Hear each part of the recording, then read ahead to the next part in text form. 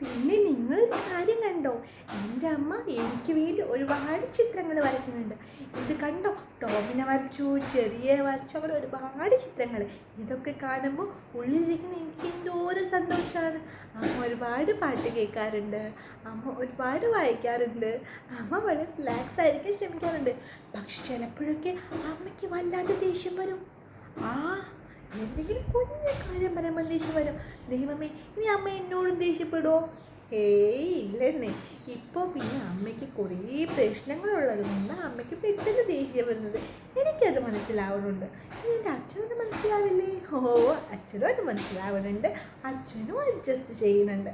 ഞാൻ വളരെ വളരെ ലക്കി ആയിട്ടുള്ളൊരു ബേബിയാണ്.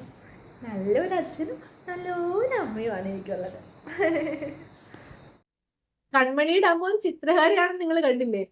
അതെ, ഈ പ്രഗ്നൻസി പീരീഡിൽ നമ്മുടെ ഉള്ളിലുള്ള ഒരുപാട് കഴിവുകൾ ഉണ്ടാവും. ചിലപ്പോൾ പാട്ട് പാടാനുള്ള കഴിവും ഡാൻസ് ചെയ്യാനുള്ള കഴിവും ഒക്കെ ഉണ്ടാവും. വളരെ ശ്രദ്ധിച്ച് ഡാൻസ് ഒക്കെ ചെയ്യുന്നത് ശ്രദ്ധിച്ച് ചെയ്യണമെന്ന് മാത്രം. പക്ഷെ അങ്ങനെയുള്ള കാര്യങ്ങൾ ചെയ്യുന്നത് നമുക്ക് നമ്മുടെ സ്ട്രെസ് കുറയ്ക്കാനും അതുപോലെ തന്നെ എന്താണ് കുറച്ച് റിലീവായിട്ടിരിക്കാനും ഒക്കെ നമ്മളെ ഹെൽപ്പ് ചെയ്യുന്ന കാര്യങ്ങളാണ്. എപ്പോഴും സന്തോഷമായിട്ടിരിക്കാൻ നമ്മളെ ഹെൽപ്പ് ചെയ്യുന്ന കാര്യങ്ങളാണ്. ഈ സന്തോഷമായിട്ടിരിക്കുന്നതിലൂടെ എന്ത് സംഭവിക്കും? നമ്മുടെ ഉള്ളിലുള്ള ബേബി വളരെ സന്തോഷമായിട്ട് ഇരിക്കാൻ വേണ്ടി തുടങ്ങും. എല്ലാവരും ഈ കാര്യം മനസ്സിലേക്ക് എടുക്കാം. എപ്പോഴും ശാന്തമായിട്ടും സന്തോഷമായിട്ടും ഇരിക്കാൻ വേണ്ടി ശ്രമിക്കാം പ്രഗ്നൻസി പീരീഡില്. മറ്റൊരു മെസ്സേജുമായിട്ട് നാളെ കാണാം. ബൈ.